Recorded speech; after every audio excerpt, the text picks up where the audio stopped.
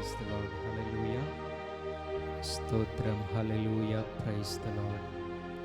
కూడి వచ్చిన వారందరూ కూడా మోకరించి ఈ సాయంకాలపు ఆరాధనను ప్రార్థనతో ప్రారంభించుకుందాం. కూడి వచ్చిన వారందరూ కూడా మోకరించి ప్రార్థనలు ఏకీభవించండి.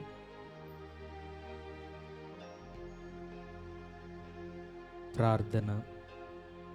మహోన్నతుడైన తండ్రి, సర్వశక్తిమంతుడైన ప్రభువా, మీ ఉన్నతమైన నామానికి స్తుతులు, స్తోత్రాలు, వందనాలు తండ్రి. గడిచిన కాలమంతయు మీరే మమ్మల్ని కాచి కాపాడి మీ రెక్కల నీడలో భద్రపరిచిన విధానం బట్టి మీకు వందనాలు. ఈ రాత్రికాల సమయంలో మేమందరం కూడా మీ సన్నిధిలో ఈ విధంగా చేరి మిమ్మల్ని పాడి స్తుతించి మీ వాక్యాన్ని ధ్యానించడానికి మీరు మాకు ఇచ్చిన అవకాశాన్ని బట్టి మీకు వందనాలు. ఈ సాయంకాలపు ఆరాధనను ప్రార్థనతో ప్రారంభిస్తూ ఉండగా పాడే పాటల్లోనూ ధ్యాన వాక్యాల్లోనూ వాక్య పరిచయలోనూ మీ ఆత్మను తోడుగా ఉంచండి. ప్రతి విధమైన అల్లరి శక్తులను, ఆటంకాలను యేసునామములో లయపరచమని. ఉదయకాలం జరిగిన ఆరాధనలన్నీ కూడా మీ నామానికి మహిమార్థమై జరిగించారు. అందుని బట్టి మీకు స్తోత్రాలు చెల్లిస్తూ మీ చిత్తం, మీ ఏర్పాట్లో ఉన్న ప్రజలందరినీ కూడా మీరు ఈ చోటుకు తోడుకుని రమ్మని యేసుక్రీస్తు శక్తి కలిగిన నామాన అడిగి ప్రార్థిస్తున్నాము తండ్రి, ఆమేన్. హల్లెలూయా, హల్లెలూయా. మరి సమయంలో కొన్ని పాటలు పాడుకొని దేవుని నామాన్ని మహింపరుద్దాం. అందరూ కూడా చప్పట్లు కొడుతూ కలిసి కొన్ని కీర్తనలు పాడుకొని దేవుని నామాన్ని మహింపరుద్దాం.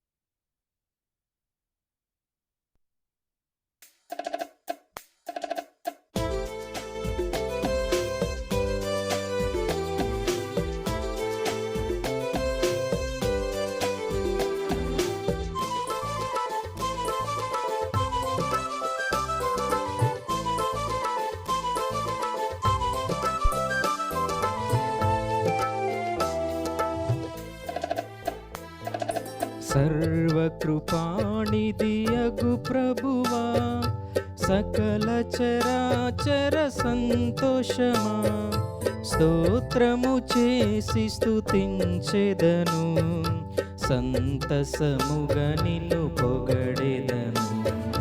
స్తోత్రము చేసి స్తుతించెదను, సంతసముగా నిన్ను పొగడెదను. హల్లెలూయా, హల్లెలూయా, హల్లెలూయా, హల్లెలూయా, హల్లెలూయా ని పాడెదను, ఆనందముతో సాగెదను, ఆనందముతో సాగెదను.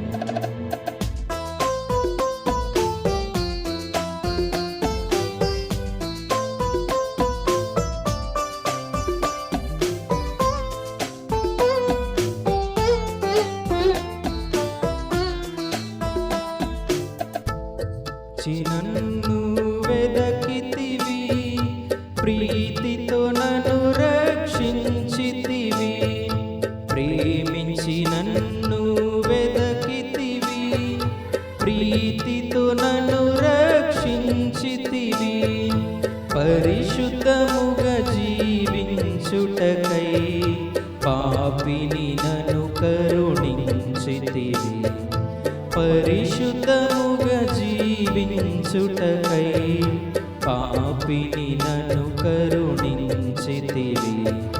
హల్లెలూయా, హల్లెలూయా, హల్లెలూయా, హల్లెలూయా, హల్లెలూయా ని పాడెదను, ఆనందముతో సాగెదను, ఆనందముతో సాగెదను.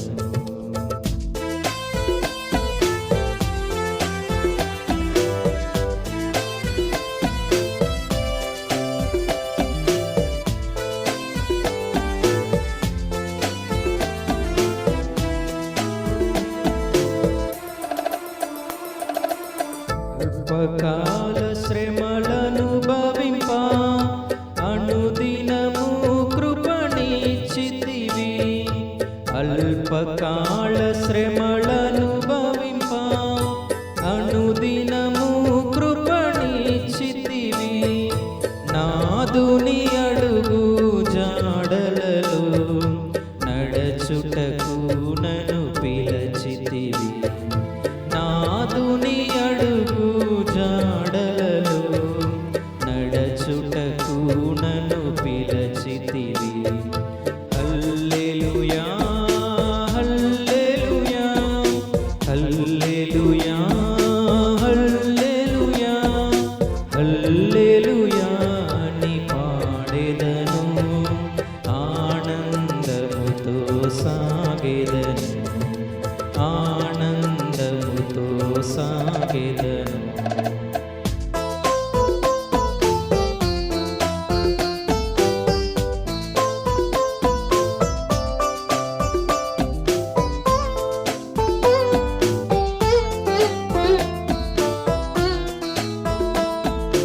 భూమి నుండి శ్రేష్ఠ ఫలముగను దేవునికి నిత్య స్వాస్యముగా. భూమి నుండి శ్రేష్ఠ ఫలముగను దేవునికి నిత్య స్వాస్యముగా. భోజనములలో నుండి నన్ను ప్రేమించి ప్రయదనమిచ్చితివి. భోజనములలో నుండి నన్ను ప్రేమించి ప్రయదనమిచ్చితివి. హల్లెలూయా హల్లెలూయా హల్లెలూయా హల్లెలూయా హల్లెలూయా ని పాడెదను, ఆనందముతో సాగెదను, ఆనందముతో సాగెదను.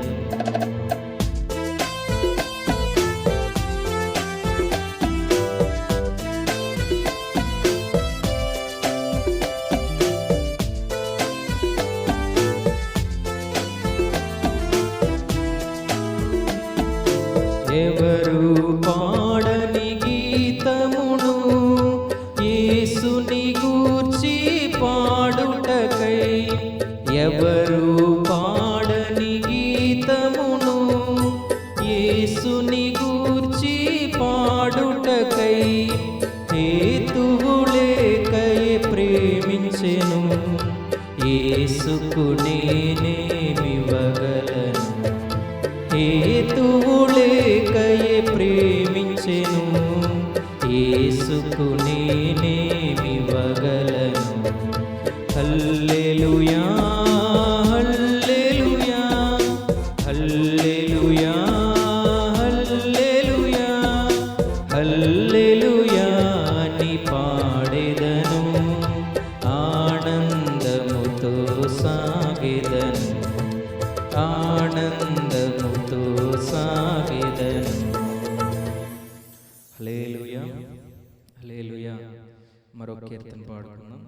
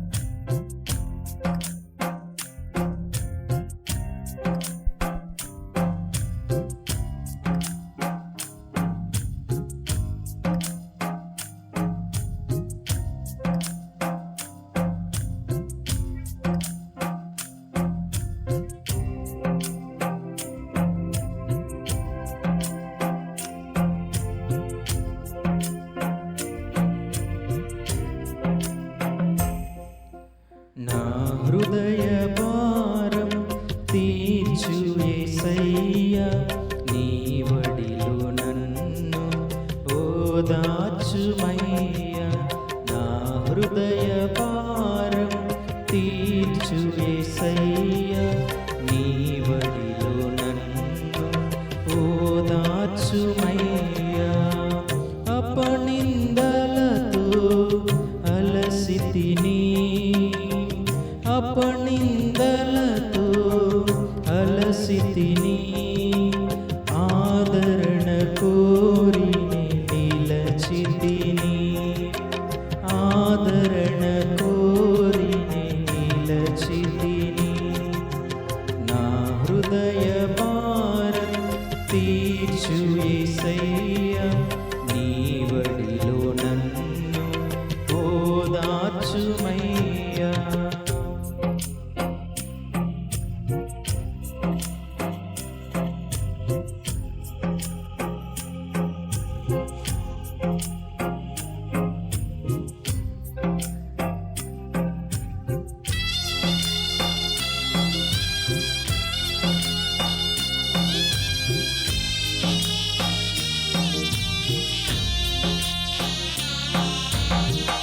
కీడు వెనుక మేలుంటుందని విడువక నీదు కృపణిస్తావని, మేలుంటుందని విడువక నీదు కృపణిస్తావని. నీ వేచియుంటిని వేవేగరావా, నీ వేచియుంటిని వేవేగరావా. నా హృదయ భారం తీర్చు యేసయ్యా, నీ వడిలో నన్ను ఓదార్చుమయ్యా.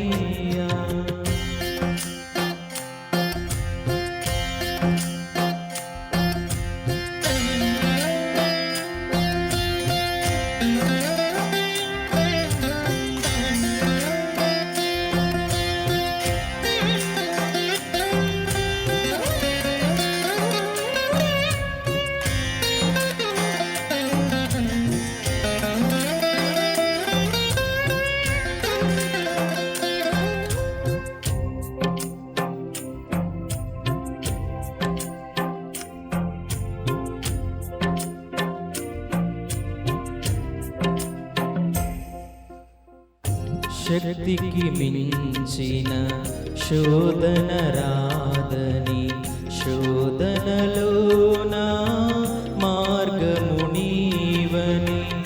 శక్తికి మించిన శోధన రాదని, శోధనలోన మార్గము నీవని.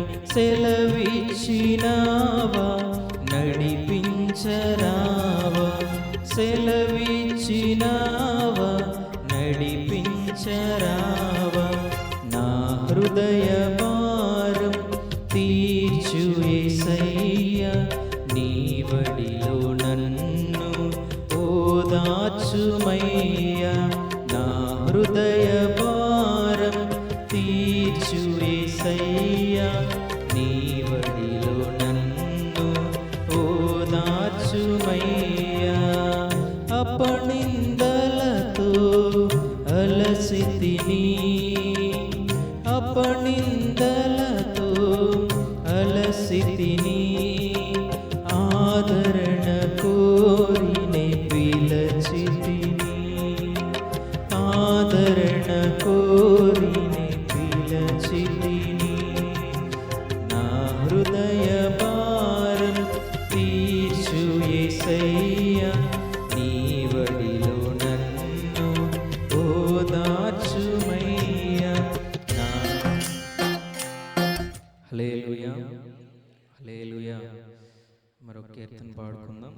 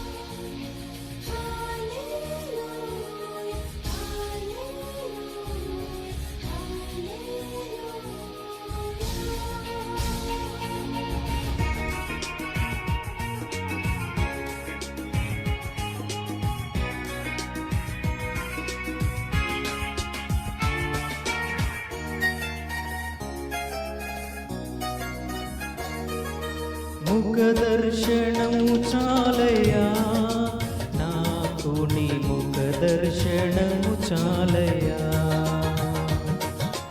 ముఖ దర్శనము చాలయ్యా, నాకు నీ ముఖ దర్శనము చాలయ్యా. సమీపించని తేజస్సులో నివసించు నా దైవమా, సమీపించని తేజస్సులో నివసించు నా దైవమా, నీ ముఖ దర్శనము చాలయ్యా, నీ ముఖ దర్శనము చాలయ్యా. యేసయ్యా యేసయ్యా యేసయ్యా యేసయ్యా యేసయ్యా యేసయ్యా యేసయ్యా యేసయ్యా.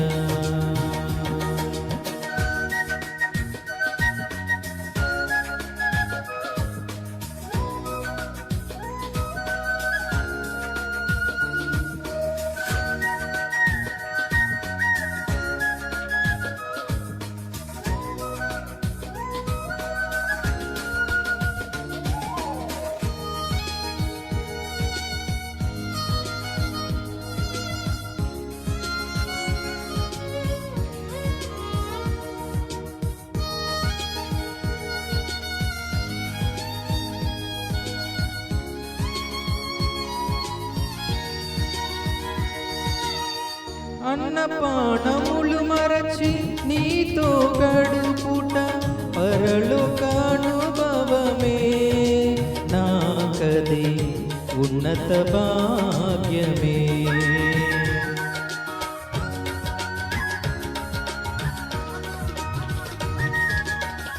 అన్నపానములు మరచి నీతో గడుపుట పరలోకానుభవమే, నాకది ఉన్నత భాగ్యమే. యేసయ్యా యేసయ్యా యేసయ్యా యేసయ్యా యేసయ్యా యేసయ్యా యేసయ్యా యేసయ్యా.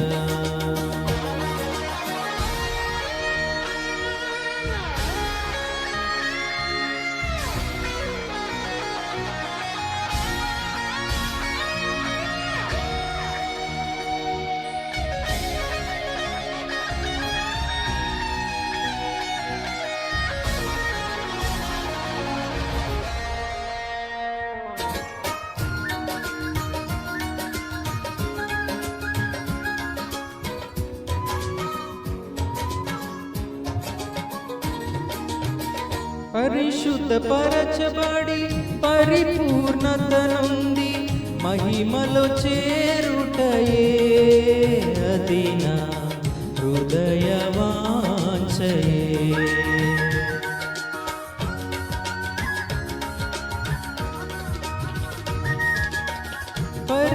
పరిశుద్ధపరచబడి పరిపూర్ణత నుండి మహిమలో చేరుటయే, అది నా హృదయ వాంఛయే.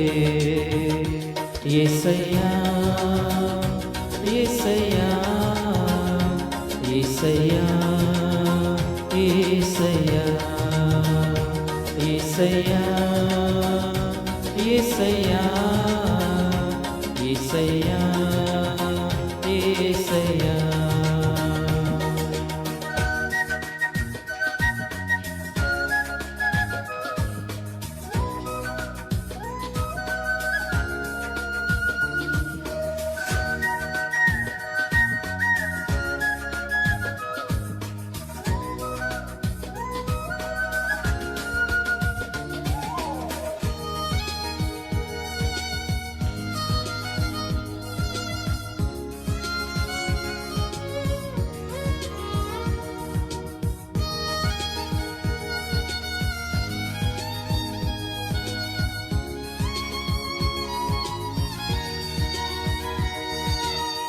కోట్ల కొలది దేవదూతల సమూహముతో కూడి గానము చేసెదను.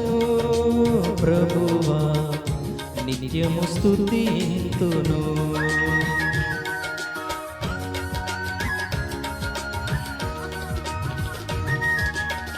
కోట్ల కొలది దేవదూతల సమూహముతో కూడి గానము చేసెదను. ప్రభువా నిత్యము స్తుతింతును. యేసయ్యా యేసయ్యా యేసయ్యా యేసయ్యా యేసయ్యా యేసయ్యా యేసయ్యా యేసయ్యా. ముఖ దర్శనము చాలయా నాకు, నీ ముఖ దర్శనము చాలయా. ముఖ దర్శనము చాలయా నాకు, నీ ముఖ దర్శనము చాలయా. సమీపించని తేజస్సులో నివసించు నా దైవమా, సమీపించని తేజస్సులో నివసించు నా దైవమా. నీ ముఖ దర్శనము చాలయా, నీ ముఖ దర్శనము చాలయా. యేసయ్యా యేసయ్యా యేసయ్యా యేసయ్యా యేసయ్యా యేసయ్యా యేసయ్యా యేసయ్యా.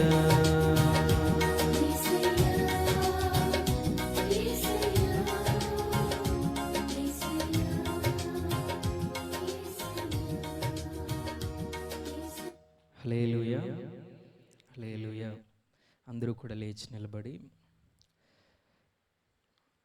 ధ్యాన వాక్య చదువుకుందాం. ప్రతి ఒక్కరు కూడా బైబిల్ గ్రంథాలు తెరిచి కీర్తనల గ్రంథము 21వ కీర్తన ధ్యాన వాక్య చదువుదాం. అందరూ కూడా బైబిల్ గ్రంథాలు తెరిచి కీర్తనల గ్రంథం 21వ కీర్తన మన మధ్యలో ఉన్న చెల్లి భావ్య చదువుతుంది.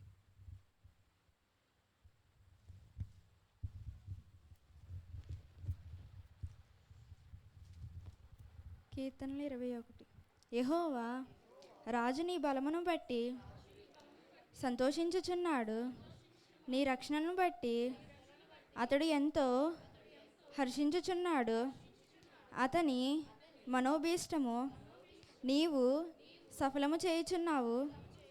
అతని పెదవులలో నుండి వచ్చిన ప్రార్థన నీవు మానిక అంగీకరించుచున్నావు. శ్రేయస్కరమైన ఆశీర్వాదములతో నీవు అతనిని ఎదుర్కొనుచున్నావు. అతని తల మీద అపరంజి కిరీటము నీవు ఉంచి ఉన్నావు. ఆయుష్ నిమ్మని అతడు నిన్ను వరమడుగగా నీవు దానిని అతనికి అనుగ్రహించి ఉన్నావు. సదాకాలము నిలుచు దీర్ఘాయువు నీవు దయచేసి ఉన్నావు. నీ రక్షణ వలన అతనికి గొప్ప మహిమ కలిగెను. గౌరవ ప్రభావములను నీవు అతనికి ధరింపచేసి ఉన్నావు. నిత్యము ఆశీర్వాదకారకుడుగా ఉండునట్లు నీవు అతన్ని నియమించి ఉన్నావు. నీ సన్నిధిని సంతోషముతో అతన్ని నుల్లసింపచేసి ఉన్నావు. ఏలయనగా రాజు యెహోవా యందు నమ్మకి ఉంచి ఉన్నాడు. సర్వోన్నతిని కృపచేత అతడు కదలకుండా నిలుచును. నీ హస్తము నీ శత్రువులందరినీ చిక్కించుకొనును. నీ దక్షిణ హస్తము నిన్ను ద్వేషించు వారిని చిక్కించుకొనును. నీవు ప్రత్యక్షమైనప్పుడు వారు అగ్నిగుండముల వలె అగుదురు. తన కోపము వలన యెహోవా వారిని నిర్మూలము చేయును. అగ్ని వారిని దహించును. భూమి మీద నుండకుండా వారి గర్భఫలమును నీవు నాశనము చేసేదవు. నరులలో నుండకుండా వారి సంతానమును నశింపజేసేదవు. వారు నీకు కీడు చేయవలెనని ఉద్దేశించుదురు, పాయము పన్నిరి, కానీ దానిని కొనసాగింపలేకపోయిరి. నీవు వారిని వెనుకకు త్రిప్పివేసెదవు. నీవింటి నారులను బిగించి వారిని ముఖము మీద కొట్టుదువు. యెహోవా నీ బలమును బట్టి నిన్ను హెచ్చించుకొనుము. మేము గానము చేయుచు నీ పరాక్రమమును కీర్తించదము. ఆమేన్.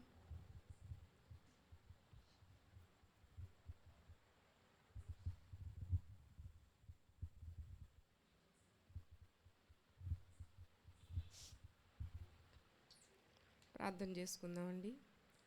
సకల ఆశీర్వాదములకు కారణభూతుడు మా ప్రియమైన తండ్రి, మీకు స్తోత్రాలు. ఈ సాయంకాలపు ఆరాధనలో మా మధ్యకు మీరు వచ్చినందుకు వందనాలు. ఉదయకాలపు ఆరాధనలన్నింటిలో కూడా సహాయం చేశారు.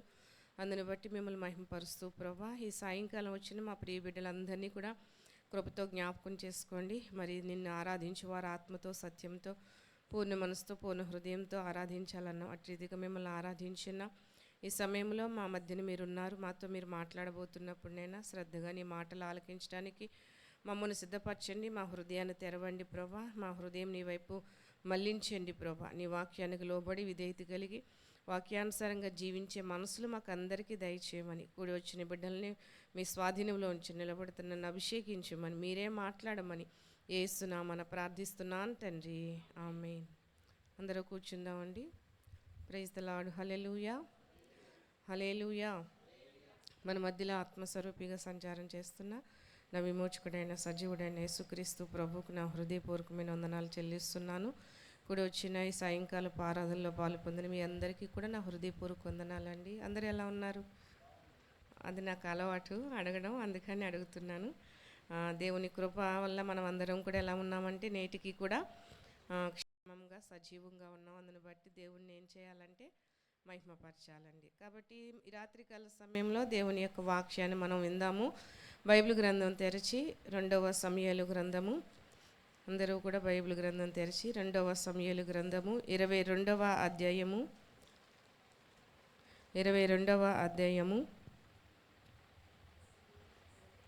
33వ వచనాన్ని చదువుకుందామండి.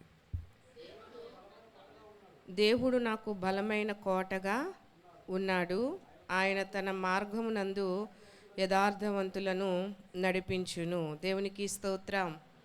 హల్లెలూయా. ఇక్కడ దావీదు ఒక అద్భుతమైన మాట రాస్తున్నాడు. ఇది కీర్తనల గ్రంథంలో కూడా ఈ మాట వ్రాయబడి ఉన్నది. ఎందుకు ఈ మాట రాశాడంటే, దేవుడు నాకు బలమైన కోటగా ఉన్నాడు. దేవునికి స్తోత్రం. దేవుడు ఎలా ఉన్నాడంటే దావీదుకి బలమైన కోటగా ఉన్నాడటండి. ఎందుకు ఆ మాట చెప్పారంటే, తన జీవితంలో దావీదు జీవితంలో ఎప్పుడైతే గొల్యాతుని జయించాడో అక్కడున్న ప్రజలందరూ కూడా అప్పటికే ఆ దేశాన్ని సౌలు అనే వ్యక్తి రాజుగా పరిపాలన చేస్తున్నాడు అన్నమాట అండి.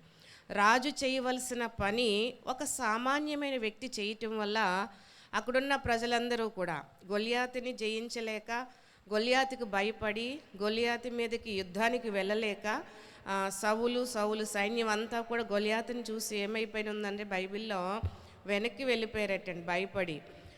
కాకపోతే దావీదు ఎప్పుడైతే ఈ సమాచారం తెలుసుకుని ఆ గొల్యాతుని నేను జయిస్తానని చెప్పి సౌలు గారికి చెప్పారో, వెంటనే నువ్వు బాలుడు వెళ్ళలేవు అంటే, అతను చూసి సైన్యమే భయపడింది, రాజునైనా నేనే భయపడ్డాను, నువ్వు చూస్తే చాలా చిన్నగా ఉన్నావు, నీకు మరి యుద్ధం చేయటం వచ్చా అంటే, నాకు అలాంటివి ఏవి కూడా అలవాటు లేదు సార్ అని చెప్తే, మరి లేనప్పుడు ఎలా వెళ్తావు అలవాటు లేనోడు? అంతే కదా, అలవాటు ఉంటే కదా ఏ పనైనా చేయగలమండి. వంట చేయటం అలవాటు ఉంటే వంట చేయగలం అన్నమాట అండి. అలాగే ఏదైనా పని చేసే అలవాటు ఉంటే పని చేయగలం. అంతేగాని చేతకాని పని చేయాలంటే ఏదో ఒక నష్టం మనకి కలుగుతూ ఉంటుంది అన్నమాట అండి. కాకపోతే దావీదుకి అలవాటు లేదు. అలవాటు లేకపోయినా కూడా ఒక శత్రువు మనల్ని, అంటే దేవుణ్ణి కలిగి ఉన్న మనల్ని, దేవుని ప్రజలైనటువంటి వారిని భయపెడుతున్నప్పుడు మనం ఎందుకు భయపడాలి? భయపడిన అవసరం పని లేదు అని చెప్పి సౌలు గారితో అంటున్నాడు, నేను తప్పకుండా వెళ్ళి జయిస్తానండి అని చెప్తే, సరే నీ ఇష్టం అని చెప్పి రాజుకున్న ఆ యొక్క మెటీరియల్ అంతా అంటే యుద్ధానికి సంబంధించినవన్నీ ఇస్తే, ఇవి నాకు వాడుక లేవు అన్నాడు. యుద్ధం చేయటం అలవాటు లేదు, ఆ సామాను అంటే ఆ యొక్క ఆయుధాలన్నీ కూడా వేసుకోవటం కూడా అతనికి ఏం లేదంటే వాడుక లేదు. యుద్ధం చేయాలంటేనే సామర్థ్యత ఉండాలి, బలం ఉండాలి, ధైర్యం ఉండాలి. కాకపోతే అతని దగ్గర ఆ యుద్ధం చేసే అలవాటు లేదు, ఎప్పుడు చేసిన జాబితా కూడా లేదు. మరి రెండోది ఏంటంటే వస్తువులు, ఆయుధాలు కూడా వేసుకోవటం కూడా అతనికి ఎప్పుడు అలవాటు లేదు. ఎందుకంటే ఎప్పుడు ఎక్కడ ఉండేవాడు అంటే గొర్రెలు కాసుకుంటూ ఉండేవాడు, అడవిలో ఉండేవాడు. అతను ఎప్పుడు కూడా అతని దగ్గర ఒక మరి చేతికర్ర ఇలాంటివన్నీ ఆ వస్తువులే తప్ప వేరేవి ఏమీ లేవన్నమాట. అలాంటి సమయంలో లేదండి నేను వెళ్ళి శత్రువుని ఏం చేస్తానంటే జయిస్తాను అని చెప్తే, అప్పుడు వెంటనే సరే నీ ఇష్టం వెళ్ళమన్నప్పుడు యెహోవా పేరట అతని దగ్గరికి ఏం చేశాడంటే గొలియాతు దగ్గరికి యుద్ధానికి వెళ్ళాడు. గొలియాతు కూడా చాలా చీఫ్గా చూశాడు. చాలా సందర్భాల్లో మన జీవితాల్లో కూడా మన యొక్క లైఫ్లో కూడా మన యొక్క బ్రతుకులో కూడా చాలాసార్లు చాలామంది ఏం చేస్తుంటారంటే మన దగ్గర డబ్బు లేకపోయినప్పటికీ కూడా మన దగ్గర ఏమీ లేకపోయినా ఎలా చూస్తూ ఉంటారంటే చాలా చీపుగా చూస్తారు, చాలా చిన్న చూపు కూడా చూస్తూ ఉంటారన్నమాట. నీ వల్ల ఏమవుతుందిలే అనుకుంటూ ఉంటారు. నేను చెప్తున్నాను, ఎప్పుడైతే ఒక వ్యక్తిని మనం చిన్న చూపు చూసామో అంటే ఆ వ్యక్తికి మనం విలువ లేకుండా చూసామో దేవుడు చూస్తాడండి. ఆ విలువ లేని వ్యక్తిని, చిన్న చూపు చూసే వ్యక్తిని, నీచంగా చూసే వ్యక్తిని దేవుడు చూసి అనుకుంటాడు, ఏది ఏమైనా వాళ్ళ కళ్ళ ముందే నేను ఏం చేయాలనుకుంటాడంటే గొప్పవాడిగా చేయాలనుకుంటాడు. అది దేవుని యొక్క మంచి మనసు అండి. మనుషుల యొక్క మనసు ఏంటంటే ఏమీ లేని వాళ్ళని ఒక విధంగా చూస్తారు. అంటే డబ్బు లేకపోయినా, బంగారం లేకపోయినా, ఆస్తి లేకపోయినా, ఐశ్వర్యం లేకపోయినా, ఏమి లేకపోయినా కూడా వాళ్ళు ఎలా చూస్తారంటే ఒక తక్కువగా, అంటే ఈ లోకంలో ఎందుకు పనికిరాని వాడిగా చూస్తారన్నమాట అండి. కానీ పనికిరాని వాడిని దేవుడు ఏం చేయగలడంటే గొప్పవాడిగా చేయగలడు. బానిసని కూడా ఏం చేయగలడంటే దేశాన్ని పరిపాలించే నాయకుడిగా కూడా చేయగల దేవుడు మాట అండి. హల్లెలూయా. అందుకు కాబట్టి దావీదుని చాలా చిన్న చూపు చూస్తూ మాట్లాడుతున్నాడు. నీవు నా మీదకు రాగలవా, నువ్వు నన్ను జయించగలవా, నీ ప్రజలైన వారే నన్ను చూసి ఏం చేశారు, సైన్యం ఉన్న వాళ్ళు భయపడి వెళ్ళిపోయారు, నేను కుక్కను అనుకున్నావా, అలా ఇలా చాలా విషయాలు మాట్లాడుతూ ఉంటాడు. కానీ దావీదు ఏం మాట్లాడకుండా అంటున్నాడు, నేను వచ్చింది యెహోవా పేరట వచ్చాను. ఎవరి పేరట వచ్చాను? ఎవరిని ఆయుధంగా చేసుకుని వచ్చాను? ఎవరిని అలవాటుగా చేసుకొచ్చాను? తనకు ఒక అలవాటు. ఏంటి అలవాటు? ఉదయం లేచి దినానికి 3 మారు దేవుణ్ణి ధ్యానించటం అలవాటు, దినానికి 7 మార్లు దేవుణ్ణి స్తుతించటం కూడా అలవాటు. అయ్యే ఆయుధాలు, అదే అలవాటు ఆయనకి. నాకు అంటూ అలవాటు ఉంటే దేవుణ్ణి ధ్యానించడం, దేవుణ్ణి స్తుతించడం తప్ప నా అలవాట్లు, నా వాడుక, ఇక నా ధైర్యం ఏమీ లేదు. యెహోవా పేరట, యెహోవా నామంలోనే నీ మీదకి యుద్ధానికి వచ్చానని చెప్పి గొలియాతుని దావీదు ఏం చేస్తాడంటే మరి అక్కడ మనుషులందరూ చూస్తుండగా, ప్రజలందరూ చూస్తుండగా గొలియాతుని ఏం చేశాడో తెలుసా అండి? యేసు నామంలో యెహోవా పేరట అతన్ని ఏం చేశాడంటే నేలకి వంగేటట్టుగా, అంటే నేల మీద పడేటట్టుగా యుద్ధం చేశాడు. ఒక్కసారిగానే ఒక్క రాయి విసరగానే ఏమైపోయాడంటే బోర్లా పడిపోయాడు.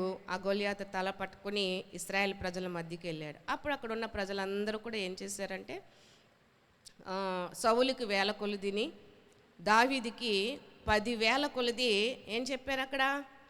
జయాలు చెప్పారు. సౌలు 10,000 జయాలు పొందుకోవాలని, దావీదు 10,000 జయాలని చెప్పి అందరూ కూడా అతన్ని చాలా హెచ్చిస్తున్నప్పుడు వెంటనే అక్కడ సౌలుకి ఏమొచ్చేస్తుందంటే కోపం వచ్చింది. అవును కదా, ఎవరైనా కొంచెం ఎక్కువగా పాట పాడినా, కొంచెం ఎక్కువగా వాక్యం మంచిగా చెప్పినా, మంచి భక్తిగా ఉన్నా కూడా పక్క వాళ్ళకి ఏమొచ్చేస్తుందంటే నాకంటే వీడు ఏమైపోతున్నాడు, సంఘంలో బాగా పనిచేస్తున్నాడు, నాకంటే ఎక్కువగా వీడు సంఘంలో ఇస్తున్నారు, వీళ్ళు నాకంటే ఎక్కువగా ప్రార్థన చేస్తున్నారు, నాకంటే భక్తిపరులుగా ఉన్నారా అని చెప్పి చాలాసార్లు మనకు అసూయ వచ్చేస్తుంటుంది, ఈర్ష్య వచ్చేస్తుంది అన్నమాట అండి. సామాన్యంగా చాలామంది మనుషుల్లో మ్యాక్సిమం ఉండేది ఏంటంటే మనుషుల హృదయాల్లో ఎక్కువ శాతం అసూయే.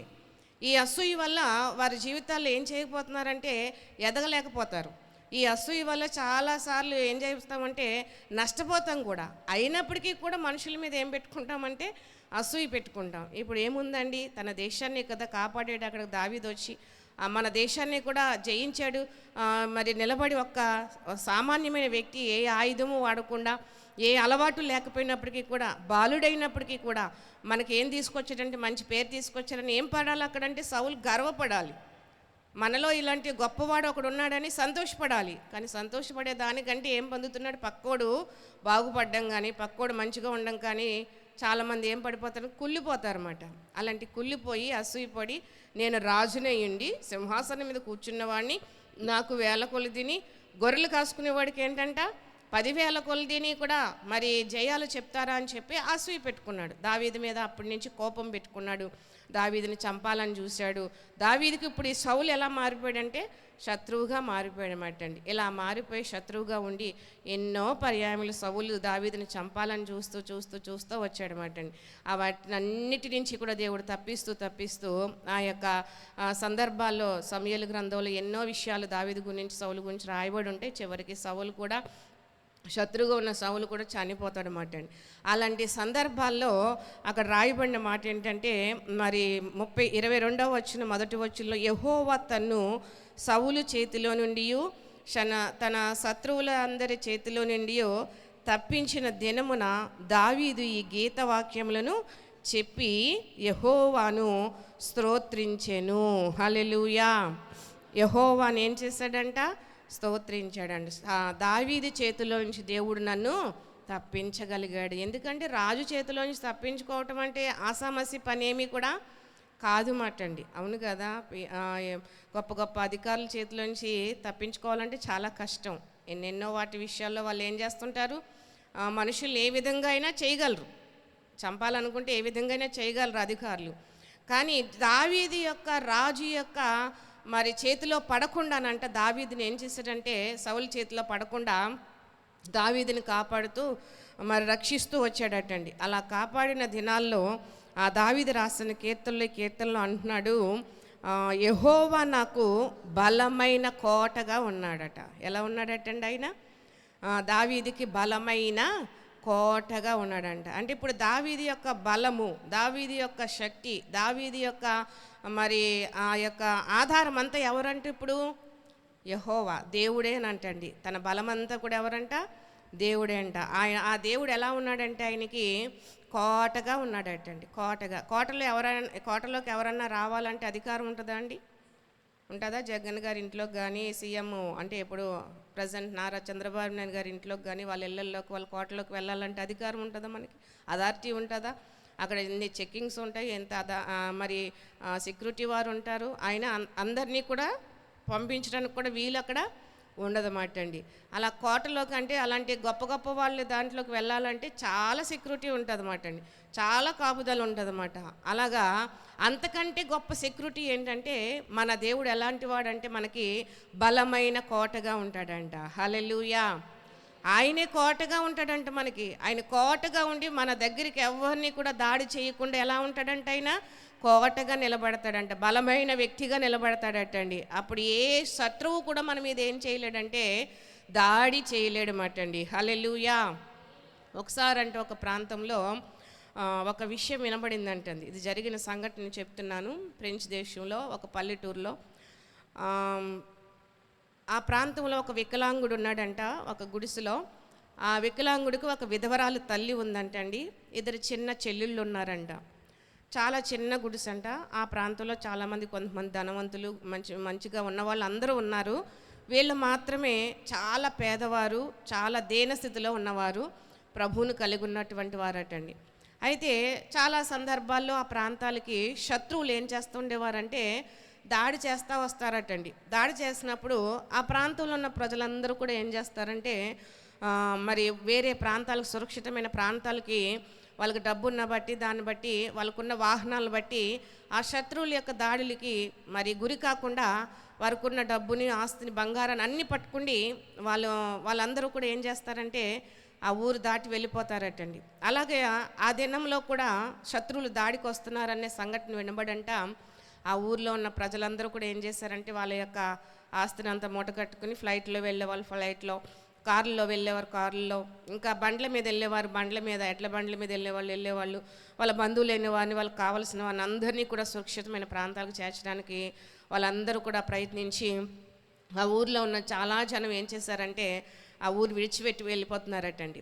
వెళ్ళిపోతున్నప్పుడు ఈ వికలాంగుడుగా ఉన్న ఈ యవన బిడ్డకి చాలా బాధ అనిపించిందంట. వాళ్ళ అమ్మని పిలిచి అన్నాడంట, అమ్మ నేను ఏమైనా సరే మీతో పాటు నడవలేను, మీతో పాటు మరి పరిగెట్టలేను, అంటే మీతో పాటు నేను మీ కూడా రాలేను, కాబట్టి నేను వికలాంగుడిని, కాళ్ళు రెండూ లేవు, కాబట్టి నేను ఏమైపోయినా పర్వాలేదు, నా కోసం మీరు చెల్లెళ్ళు కానీ నువ్వు కానీ నష్టపోవడానికి, ఆ శత్రువు చేతిలో పడడానికి వీల్లేదు, కాబట్టి నన్ను విడిచిపెట్టి మీరు కూడా వాళ్ళతో పాటు వెళ్ళిపోండి అంటే, లేదు లేదు నిన్ను ఎలా విడిచిపెట్టి వెళ్తాను, నా కన్న కొడుకు కదా, నువ్వు కాళ్ళు లేకపోయినా నిన్ను తీసుకువెళ్ళకుండా ఎలాగెళ్ళగలను, నేను మోసుకు వెళ్ళలేను, కానీ నిన్ను తీసుకువెళ్ళకుండా నేను విడిచిపెట్టి మాత్రం మేము ఎక్కడికి వెళ్ళము అని చెప్తే, లేదమ్మా నేను చెప్తున్నాను కదా, నేను ఏమైపోయినా పర్లేదు, మీరు మాత్రం క్షేమంగా ఎక్కడున్నా సంతోషంగా ఉంటే అంతే నాకు హ్యాపీ అంటే, లేదు నేను విడిచిపెట్టి ఎక్కడికి వెళ్ళను, మన దేవుడు ఒక వాగ్దానం చేశాడు, నేను విడువను ఎడబాయినని చెప్పారు కదా, ఆయన మనల్ని విడిచిపెట్టడు. మనుషులందరూ చూరు, వాళ్ళకు డబ్బు ఉంది కాబట్టి ఫ్లైట్లో వెళ్ళిపోయారు, కార్లు ఉన్నాయి కాబట్టి వాళ్ళ బంధువులను తీసుకుని వాళ్ళు వెళ్ళిపోయారు, కనీసం మాతో పాటు మీరు వస్తారా, మీ బాబుకి కాళ్ళు లేవు కదా, మీరు ఎలా రాగలరు, శత్రువులు మిమ్మల్ని దాడి చేసి చంపేస్తారు కదా, తీసుకువెళ్తామన్న ఒక మంచి మనసు కూడా ఎవరికి కూడా ఇక్కడ ప్రజలకు లేదు, చూసావా. కానీ మనం నమ్ముకున్న దేవుడు మాత్రం మనల్ని విడిచిపెట్టడు. ఆయన మనకు కోటగా ఉంటాడు, మనకు గోడగా నిలుస్తాడు, ఆయన మనల్ని వదిలిపెట్టడు, ఆయన మనల్ని ప్రేమించాడు. ఆపత్కాలంలో నన్ను కూర్చి మొరపెట్టమన్నాడు.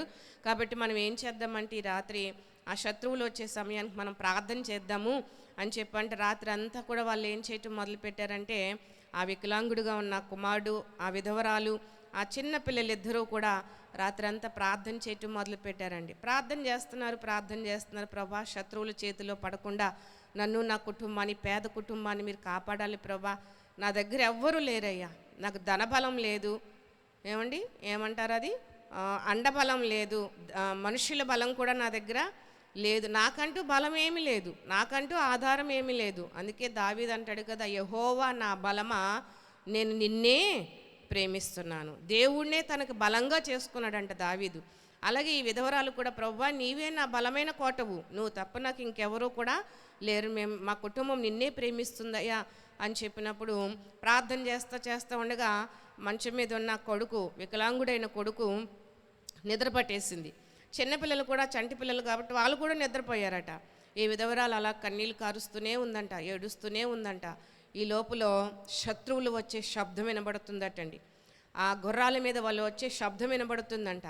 ఈమెకు కొంచెం భయం అనిపిస్తుంది, కానీ ఒక విశ్వాసం, దేవుడు నన్ను, నా కుటుంబాన్ని క్షేమంగా ఉంచుతాడు, ఆయన బలమైన కోటగా నాకు ఉంటాడు, ఆయన నా చుట్టూ గోడ నిలుపుతాడు, నా కుటుంబాన్ని ఎంత మాత్రం కూడా నాశనము చేయడు. బైబిల్లో ఉంది కదా, ద్వితీయోపదేశకాండంలో ఏముందంటే, నీ దేవుడైన యెహోవా కనికరం కలిగిన దేవుడు కాబట్టి ఆయన నీ చెయ్యి విడువడు, నిన్ను నాశనము చేయడు. ఆయన నమ్ముకున్న వారి మీద ఆయన కనికరం ఎంత గొప్పదంటే, ఆయన ప్రేమ ఎంత గొప్పదంటే, విశ్వాసంతో ఉంటే చాలండి, నిన్ను, నీ బిడ్డలు, నీ కుటుంబాలు ఎక్కడున్నప్పటికీ కూడా ఆయన నాశనం చేయకుండా, శత్రువు నాశనం చేయకుండా, శత్రువు చేతి నుండి, దుష్టుడి చేతి నుంచి మనల్ని, మన కుటుంబాలను దేవుడు ఏం చేయగలడంటే నిత్యము కాపాడే దేవుడు. ఇశ్రాయేలుని కాపాడువాడంట, కునుకడు నిద్రపోడటండి. అలాంటి గొప్ప దేవుని మనం కలిగి ఉన్నామని చెప్పి విశ్వాసంతో ప్రార్థన చేయటం మొదలుపెట్టింది. ధనం ఉన్న వాళ్ళు వెళ్ళిపోయారు, ఫ్లైట్లో వెళ్ళారు, కారుల్లో వెళ్ళారు, వాళ్ళకున్న ఆస్తిని అంతా మూట పట్టుకుని వెళ్ళిపోయారు, వాళ్ళకి ఆధారంగా ఉన్నాయని చెప్పి అందరూ వెళ్ళిపోయారు. కానీ వీళ్ళని తీసుకెళ్లేవారు కానీ, వీళ్ళని పలకరించిన వాళ్ళని ఆదరించిన వారు ఎవ్వరూ కూడా లేని పరిస్థితుల్లో, బలహీనమైన పరిస్థితిలో ఉన్నప్పుడు ఆమె యెహోవాయే నా బలము, నా కోట అని చెప్పి ప్రార్థన చేయటం మొదలుపెట్టింది. ప్రార్థిస్తుండగా ఈ లోపు శత్రువులు వస్తున్న శబ్దం దగ్గర అవుతుంది. ఈమె ప్రార్థన ఇంకా బలపడుతుంది. దేవుడు నా చెయ్యా, నా బిడ్డల చెయ్యా విడువడు, నన్ను నాశనం చేయుడు, ఆయన నాతో ఉన్నాడు, నా కుటుంబంతో ఉన్నాడు, నా బిడ్డలతో ఉన్నాడని ఒక బలమైన ప్రార్థన, బలమైన దేవుడు నాకు తోడుగా ఉన్నాడని విశ్వాసంతో ప్రార్థించడం మొదలుపెట్టిందండి. మీరు జరిగిన అద్భుతం మీరు నమ్మండి. ఆశ్చర్యం ఏంటంటే, ఆ శత్రువుల యొక్క శబ్దం చాలా స్పీడ్గా వినబడుతుంది. అలా వినబడుతున్న కొన్ని నిమిషాల్లో, కొన్ని సెకన్లో, కొన్ని గంటల్లో చాలా స్లో అయిపోవడం వినబడుతుందంటండి. ఇక ఆ శబ్దం వినబడట్లేదంట. ఆ శబ్దం వినబడకపోయేసరికి ఆ శత్రువులు వాళ్ళని దాటుకుని వెళ్ళిపోయారటండి. ఆ గుడిసెను దాటుకుని వెళ్ళిపోయారట. వెళ్ళిపోయిన తర్వాత శబ్దం నిశ్శబ్దమైపోయింది. ఇప్పుడు గుర్రాల శబ్దం, శత్రువుల శబ్దం, తుపాకీల శబ్దం వినబడట్లేదు. మరి నిశ్శబ్దంగా మారిపోయిందంటే వాతావరణం అంతా కూడా. రాత్రి అంతా కూడా ప్రభువులో గడిపింది. ఉదయకాలమై చూసేసరికంట ఆశ్చర్యం ఏంటంటే, అద్భుతం ఏంటంటే, మన దేవుడు బలమైన కోటగా ఉన్న దేవుడు ఏం చేశాడో తెలుసా? కుటుంబంలో ఆ గుడిసిని అక్కడ ఆ రాత్రికాల సమయంలో ఆ దినాల్లో అంటండి, ఆ టైంలో అక్కడ ఏం కురుస్తుందంటే చాలా విపరీతమైన మంచు కురుస్తుందటండి.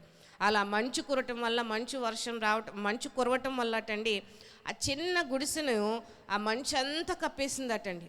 అసలు చిన్న దారి కూడా అక్కడ లేకుండా, చుట్టూ కూడా అసలు చిన్న ఏమంటారంటే ఆకు కూడా కనబడకుండా ఆ యొక్క గుడిసెనంతా కూడా మంచుతో ఒక గోడలా కట్టేసిందటండి. అసలు అక్కడ ఏమీ లేదన్నట్టుగా కనబడకుండా చేసేసిందటండి. అప్పుడు ఆ ఉదయకాలం లేచి చూసారకంట అదంతా మంచుతో కప్పబడిపోయిందటండి. ఇల్లంతా మంచుతో కప్పబడిపోయిందంట. వాళ్ళకి 2 పశువులు ఉన్నాయంట, పశువుల పాక ఒకటి ఉందంట, అది కూడా మంచుతో కప్పబడిపోయిందటండి. అది చూసి ఉదయకాలానికి ఆమె చాలా సంతోషపడి తన బిడ్డను లేపందంట. మన దేవుడు మనల్ని నాశనము చేయలేదు, ఆయన బలమైన కోటగా ఉన్నాడు మనకి, ఆయన మన చెయ్యి విడిచిపెట్టలేదు, మన ప్రాణాన్ని కాపాడేడ్రా బాబు అని చెప్పంట దేవుణ్ణి ఎంతో గణపరిచారటండి. ఉదయానికి లేచిన తర్వాత తర్వాత మరుసటి రోజుకి ఎప్పుడు ఎండ వచ్చినప్పుడు అంట మంచు అంతా కరిగిపోయిందంట. మరలా యథాప్రకారంగా వాళ్ళు మంచిగా ఆ పాలు తీసుకుని మంచిగా కుటుంబాన్ని పోషించుకోవటం మొదలు పెట్టారంటే చూడండి. ఒక వికలాంగుణ్ణి, ఒక విధవరాలను కూడా దేవుడు ఏం చేయలేదంటే అక్కడ విడిచిపెట్టలేదు. ఎందుకో తెలుసా? ఆమె బలమైన దేవుడు నాకు కోటగా ఉన్నాడని నమ్మేది కాబట్టి. దావీదు కూడా సౌలు చేతిలో పడకుండా, శత్రువుల చేతిలో పడకుండా, దుష్టుడి చేతిలో పడకుండా దావీదును కూడా మరి ఏం చేశారంటే దేవుడు మరి సురక్షితంగా కాపాడారనమాట, భద్రపరిచారనమాట. తర్వాత సౌలు చనిపోయిన తర్వాత ఆ సింహాసనం మీదకి ఎవరిని ఎక్కించాడంటే ఆయన దావీదునే రాజుగా సింహాసనం మీద కూర్చుండబెట్టాడనమాట అండి. ఎందుకు? ఎన్నిక లేనివాడు, బలం లేనివాడు, యోగ్యత లేనివాడిని దావీదుని ఎక్కడ కూర్చోబెట్టాడంటే సింహాసనం మీద కూర్చోబెట్టాడనమాట అండి. ఇప్పుడు దావీదు అంటున్నాడు, యెహోవాయే నాకు బలమైన కోటగా ఉన్నాడు. దేవుడే మన బలం అండి, దేవుడే మనకి మరి ఆధారం అండి, దేవుడే మన శక్తి అండి, దేవుడే మనకు సమస్తమునండి. ఆ దేవుడినే మనం బలమైన వాడిగా చేసుకుంటే డబ్బున్నా లేకపోయినా, ఏమండి ఏమంటారు, ఆరోగ్యం ఉన్నా లేకపోయినా, ఆస్తి అంతస్తుల ఐశ్వర్యం ఉన్నా లేకపోయినా, బంధుబలం, మనుషుల బలం లేకపోయినా, దేవుడు మనకు బలంగా ఉన్న దేవుడు మనతో ఉంటే గనుక ఆయన మన పట్ల ఏం చేయగలడంటే ఆశ్చర్యమైన కార్యాలు చేయగలడు. మనం చేయలేని పనులను కూడా దేవుడు ఏం చేయగలడంటే మన పట్ల చేసి చూపించగల సత్తా, సామర్థ్యం, బలం ఉన్న సర్వోన్నతుడైన దేవుని మనం ఏం చేస్తున్నామంటే ఆరాధించడానికి వచ్చాం. కాబట్టి రాత్రి మీరు ఎట్టి పరిస్థితిలో ఉన్నా ఈ ఆరాధనలో పాల్పొంది మాటలు వింటున్న మీరు ఏ స్థితిలో ఉన్నా మీరు బలహీనపడని అవసరం లేదు. నా వల్ల ఏమీ కాదు, నా వల్ల ఏమీ జరగదు, చేతకాని దానిని, చేతకాని వాడిని, నేను బలహీనురాలిని, బలం లేని దాన్ని, నా దగ్గర డబ్బు లేదు ఏ పని చేయడానికైనా, ఎవరి యొక్క సహాయం నాకు లేదు అని చెప్పి మనం ఏమాత్రం కూడా ఏమవ్వకూడదంటే డబ్బు ఉంటే అలా చేయగలను, డబ్బుంటే ఎవరైనా చేయగలరు, డబ్బులు లేకపోతేనే చేసి చూపించాలి అసలైన పనులు మాట అండి. దేవునికి స్తోత్రం. మేము వెంకటేపాలెంలో మందిరం కడుతున్నామండి. ఇప్పుడు దగ్గర 20 లక్షల పైగా ఆ మందిరానికి ఖర్చు చేస్తూ వచ్చాం. మా దగ్గర డబ్బుండి ఆ పనిని ప్రారంభించలేదు, కానీ దేవుని మీద విశ్వాసం ఉండి ఆయన చెయ్యగలడు, ఆయన చేసే సమర్థుడు, ఆయన బలవంతుడు, మనం అడిగిన దానికంటే, ఊహించిన దానికంటే అత్యధికమైన మేలు చేసే దేవుని మేము ఆరాధిస్తున్నామన్న నమ్మకంతో అక్కడ పునాదేశాము. నేటికి ఈ రోజున చాలా మటుకు ఏం జరిగిందంటే పని జరిగిపోతూ వస్తుంది మాట అండి. ఇంకా కొంచెం పని ఉంది, అది కూడా దేవుడు జరిగించబోతున్నారు. దేవునికి స్తోత్రం.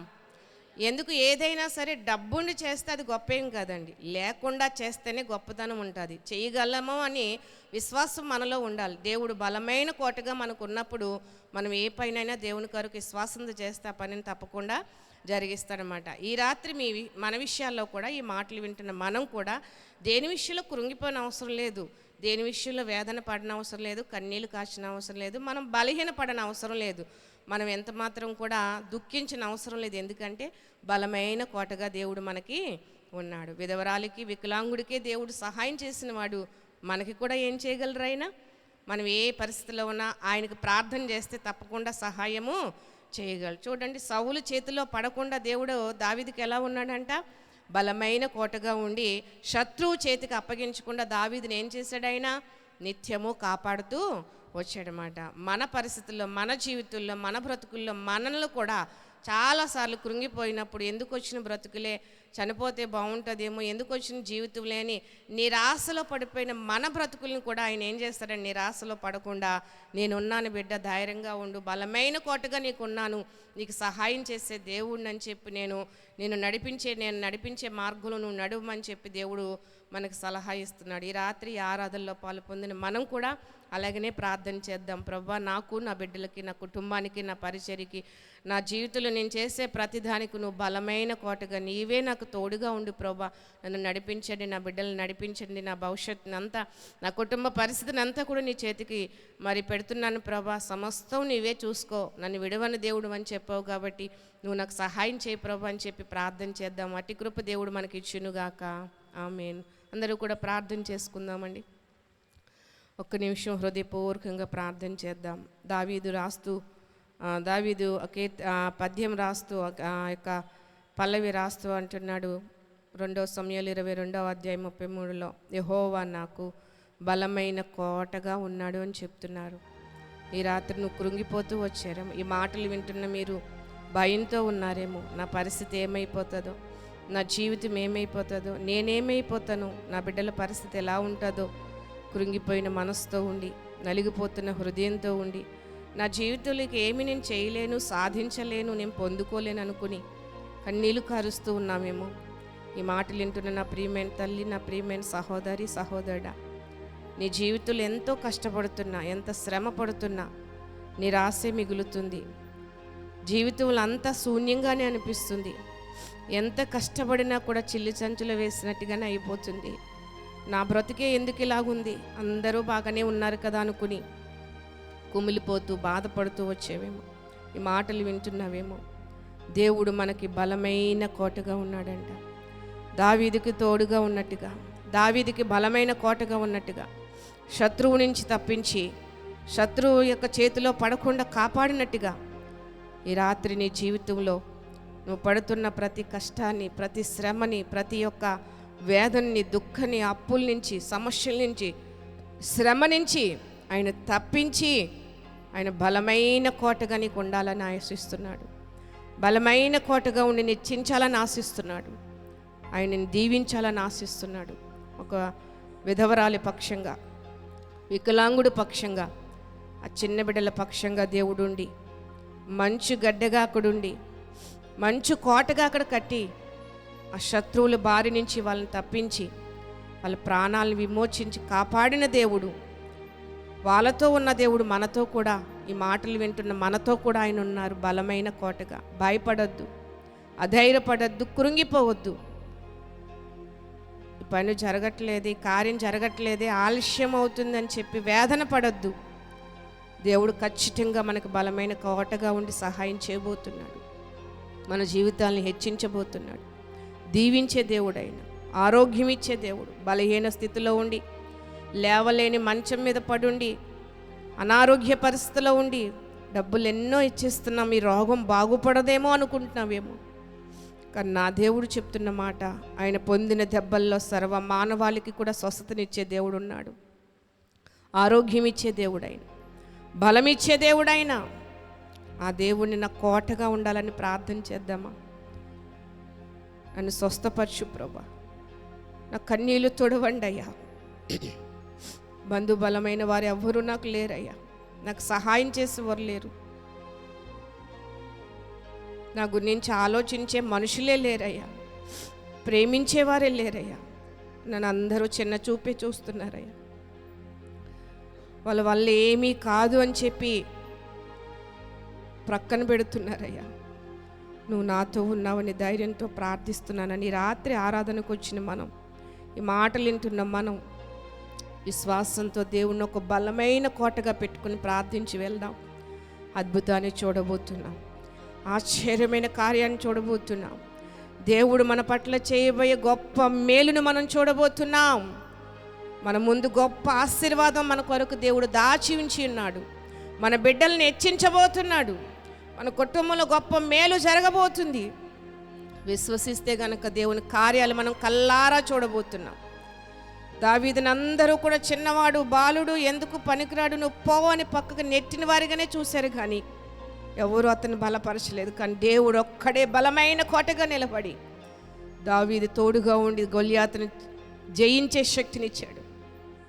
అంతేకాదు, శత్రువు అయిన సౌలు చేతిలో పడకుండా శత్రువు చేతి నుంచి తప్పించి చివరికి ఏ సౌలైతే సింహాసనం మీద కూర్చున్నాడో అదే సింహాసనాన్ని అసూయపడిన ఆ వ్యక్తి రాజుని దూరం చేసి దావీదుని రాజుగా చేయగలిగాడండి.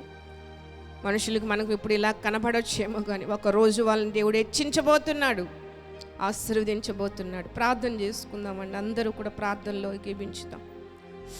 శూన్యంగా కనబడేదంతా కూడా దేవుడు సృష్టిగా మార్చినట్లుగా మన జీవితాన్ని, మన బిడ్డల పట్ల, మన కుటుంబం పట్ల, మన పరిస్థితుల పట్ల కనబడుతుందంతా కూడా బాధగానే ఉండొచ్చు. ఇప్పుడు ఆ బాధల్లోనే దేవుడు మనకి నెమ్మదినిచ్చే కృప రాబోతుంది, ఆశీర్వాదపు కాలం రాబోతుంది. కాబట్టి శ్వాసంతో ప్రార్థన చేసుకుందాం. సకల ఆశీర్వాదములకు కారణభూతుడగు మా తండ్రి, మీకు వందనాలయ్యా. ఈ సాయంకాలపు ఆరాధనలో బలమైన కోటగా మా మధ్యకు దిగి వచ్చి మమ్మల్ని బలపరిచి, ధైర్యపరిచి, మా జీవితంలో దేని విషయంలో బాధపడుతున్నామో, దేనికోసం కృంగిపోతున్నామో, మనుషులు మా విషయంలో మాట్లాడుతున్న మాటలను బట్టి హేళనమైన అయ్యా ప్రభా, ఇదిగో చిన్న చూపు కలిగిన మాటలను బట్టి కృంగిపోయి వేదన పడుతున్న మా కుటుంబాల్లో, మా బిడ్డల పట్ల, మా పట్ల నువ్వు చేయబోయే కార్యాలు ఎంత గొప్పవో, దావీదు విషయంలో, విధవరాలు విషయంలో, వికలాంగుడి విషయంలో నువ్వు చేసిన కార్యాలు మా కళ్ళ ముందు చూపించేవయ్యా, మా కళ్ళ ముందు పెట్టేవయ్యా. మేము కూడా విశ్వసిస్తున్నాం. ఈ సాయంకాలపు ఆరాధనకు వచ్చి మా జీవితాల్లో అట్టి గొప్ప కార్యాలు చేయబోతున్నాం. మేము చూడబోతున్నాం కల్లారా ప్రభా. మా శత్రువులు ఎదుటే మమ్మల్ని తలగా చేయబోతున్నావు ప్రభా, అద్భుతం చేయబోతున్నావు. అందుని బట్టి నేను స్తుతిస్తున్నాను.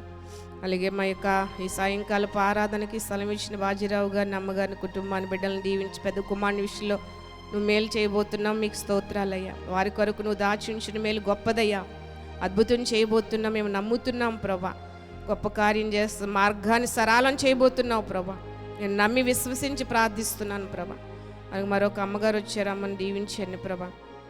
దయాకర్ గారిని ప్రభా, అలాగే మిర్సి గారిని, అన్నయ్య చిత్రావుని ప్రభా, తమ్ముడు నేను రమేష్ని ప్రభా, యవన బిడ్డలు నేను ప్రభా, ఇదిగో నేను పరిమిలాద్ భవ్య, మా సహోదరి నేను ప్రభా, అయ్యో సహోదరిని జ్ఞాపకం చేసుకోండి. అలాగే బాబు నేను ప్రభా, బిడ్డ విషయంలో ప్రార్థన చేస్తున్నాను, దీవించి నేను అభిని, తన తల్లిని, తన తండ్రిని దీవించండి. అన్నయ్య చేస్తున్న జాబులో తోడుగా ఉండండి, వారి కుటుంబాన్ని ఆస్వాదించండి. ఇంకా చాలామంది బిడ్డలు వచ్చారు, వారందరి పేరు పేరు చొప్పున మీరు జ్ఞాపకం చేసి పరిచర్యను అభివృద్ధి పరచండి. సాయంకాలపు ఆరాధన విస్తరింపచేయండి. మొదటికి మాకు కొద్దిగా కనబడుతున్నారేమో ప్రభా, తుదికి మహాభివృద్ధిగా ఈ సంఘాన్ని మార్చబోతున్నావు ప్రభా. అనేక మంది అన్య జనాంగాన్ని మీరు ఆకర్షించబోతున్నారు ప్రభా. నీ నామం పేరటే ప్రార్థిస్తున్నాను. ఈ స్థలాన్ని మీరు అద్భుత రీతిగా నింపబోతున్నారు ఆత్మలతో ప్రభా. ఈ కార్యాన్ని మీరు సఫలం చేస్తున్నందుకు వందనాలు. ప్రయాస వ్యర్థం చేయవయ్యా. బలపరచండి, బలహీనంగా ఉన్న మమ్మల్ని బలపరచండి. పరిచర్యలను దీవించి వెంకటేపాలెం మందిరం పనులన్నీ కూడా సంపూర్తి చేస్తున్నందుకు వందనాలు. అన్ని విషయాల్లో నువ్వు మేలు చేయబోతున్నావు ప్రభు. అందుని బట్టి మిమ్మల్ని స్తుతిస్తూ, ఎవరైతే బాధలో ఉండి రోగం మీద, మంచం మీద పడున్నారో, దుఃఖిస్తున్నారో, వారి కుటుంబం కోసం కన్నీళ్ళు కారు చింతిస్తున్నారో, వారందరికీ, మాకందరికీ బలమైన కోటగా ఉన్న దేవా, మిమ్మల్ని స్తుతిస్తూ మహిమపరుస్తూ ప్రభా, నీ చిత్తమే మా పట్ల నెరవేర్చమని, నీ రాకడ కొరకు సిద్ధపరచమని, నీ సన్నిధే మాతో ఉంచి నడిపించమని నజరేయుడైన యేసుక్రీస్తు నామమున అడిగి ప్రార్థన చేసుకుంటున్నాను తండ్రి, ఆమేన్. దేవుని కృప మనందరి కుటుంబాలకి తోడేచ్చును గాక, ఆమేన్. అందరికీ వందనాలమ్మా. మరొక విషయము, వచ్చే బుధవారము అనగా ఈరోజు తారీఖు 17వ తారీఖున, ఈ నెల 17వ తారీఖున బుధవారం పెదవాడిపల్లిలో తైలాభిషేక ఆరాధన జరుగుతుందండి. ప్రతి నెల 3వ బుధవారం అక్కడ తైలాభిషేక ఆరాధన మన పరిచర్యలో, మరి వెంకటేపాలెం, వాడపల్లి, కొవ్వూరు, పేరవారం, దోవంతునిగూడెం, చెరుకుమిల్లి పరిచర్యలు ఉన్నాయి. ఇంకా ఈ కృపాసన్నిధి పరిచర్యలు దేవుడు విస్తరింప చేయలాగున ప్రార్థన చేయండి. వచ్చే బుధవారం 17వ తారీఖున పెదవాడిపిల్లో తైలాభిషేక ఆరాధన ఉంటుంది. కాబట్టి సంఘబిడ్డలైనటువంటి వారికి, ఈ మాటలు వింటున్న ప్రతి వారికి కూడా ప్రేమపూర్వకమైన ఆహ్వానం. దేవుని కృప మనకు తోడేయుచును గాక. ఆమేన్.